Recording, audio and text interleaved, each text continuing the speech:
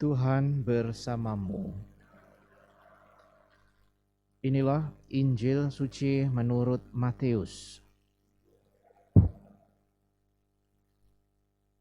Sekali peristiwa, Petrus datang kepada Yesus dan berkata, "Tuhan, sampai berapa kalikah aku harus mengampuni saudaraku jika ia berbuat dosa terhadap aku? Sampai 7 kali?" Yesus berkata kepadanya, "Bukan. Aku berkata kepadamu, bukan sampai 7 kali, melainkan sampai 70 kali 7 kali. Sebab hal kerajaan surga itu seumpama seorang raja yang hendak mengadakan perhitungan dengan hamba-hambanya. Ketika ia mulai mengadakan perhitungan itu, dihadapkanlah kepadanya seorang yang berhutang 10.000 talenta.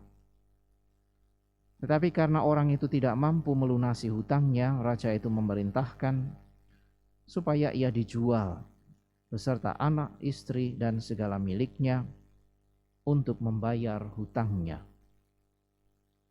Maka sujudlah hamba itu menyembah dia, katanya, 'Sabarlah dahulu, segala hutangku akan kulunaskan.'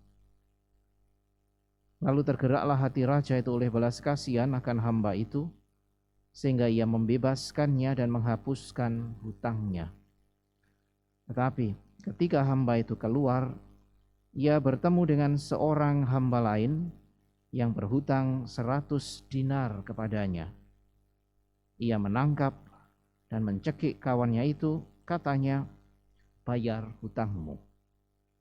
Maka sujudlah kawannya itu dan memohon kepadanya, 'Sabarlah dahulu, hutangku itu akan kulunaskan.'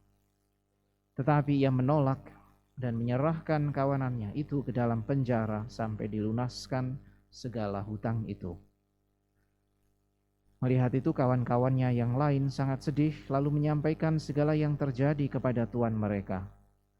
Maka raja itu menyuruh memanggil hamba pertama tadi dan berkata kepadanya, 'Hai hamba yang jahat, seluruh hutangmu telah kuhapuskan karena engkau memohonkannya kepadaku. Bukankah engkau pun harus mengasihi kawanmu seperti aku telah mengasihi engkau?' Maka marahlah tuannya itu dan menyerahkan dia kepada Al-Quju sampai ia melunaskan seluruh hutangnya. Demikianlah Bapakku yang di surga akan berbuat terhadap kamu, apabila kamu masing-masing tidak mengampuni saudaramu dengan segenap hatimu." Demikianlah sabda Tuhan.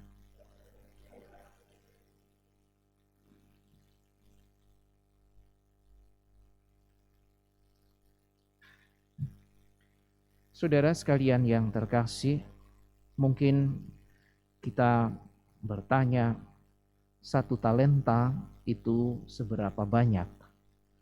Hanya sebagai ilustrasi atau perbandingan, pada masanya 1 talenta itu setara dengan lebih dari 15 tahun gaji penuh.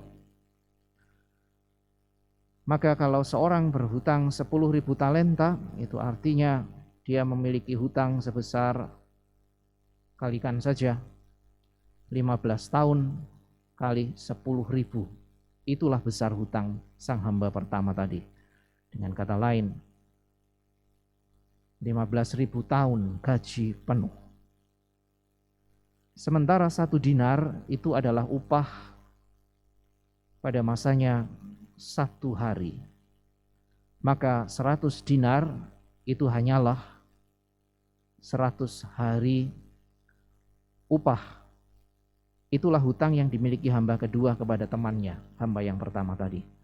Nah, saudara sekalian yang terkasih, dengan gambaran ini kita jadi tahu betapa besar anugerah penghapusan yang diterima hamba pertama tadi dari sang raja.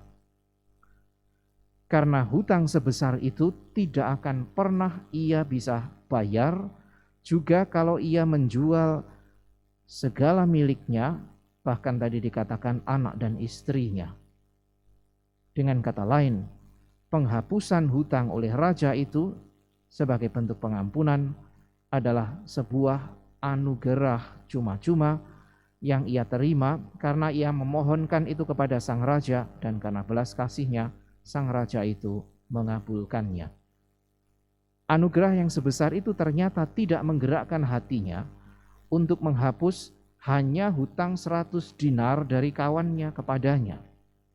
Bayangkan 15.000 tahun hutang dihapus, tetapi hanya 100 hari hutang upah yang dimiliki oleh kawannya kepadanya tidak ia hapuskan. Maka hamba pertama ini adalah gambaran orang yang sungguh tidak tahu bersyukur dan berterima kasih karena ia sendiri sudah dibebaskan dari pengalaman yang pasti akan menghabisi hidupnya seandainya raja itu tetap meminta pertanggungjawaban hutang untuk dilunasi. Saudara sekalian yang terkasih, gambaran inilah yang dipakai oleh Yesus untuk menyatakan betapa besar kasih Allah kepada manusia. Manusia tidak mampu melepaskan dirinya dari efek dan hukuman atas segala dosa yang dilakukan dari dirinya sendiri. Hanya belas kasih Allah yang akhirnya membebaskan manusia dari segala efek hukuman yang semestinya ditanggungnya.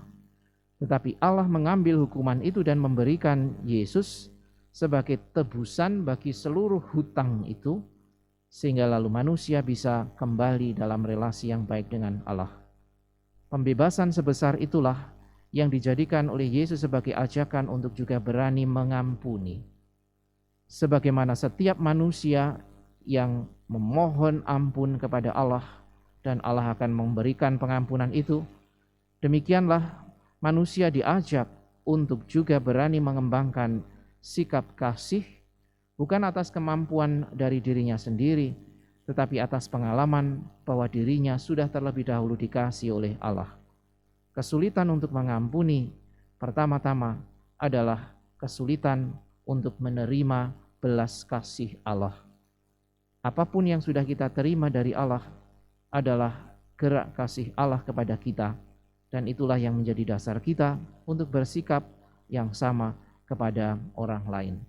Mari saudara sekalian yang terkasih, kita syukuri rahmat pengampunan yang Tuhan berikan kepada kita, agar sampai pada waktunya, pada gilirannya, kita juga hidup di dalam semangat kasih itu, sehingga kita juga berani senantiasa memberikan pengampunan, mengembangkan sikap kasih yang lebih besar, karena Allah sudah lebih dahulu jauh lebih besar mengasihi kita daripada kemampuan kasih kita kepada sesama kita.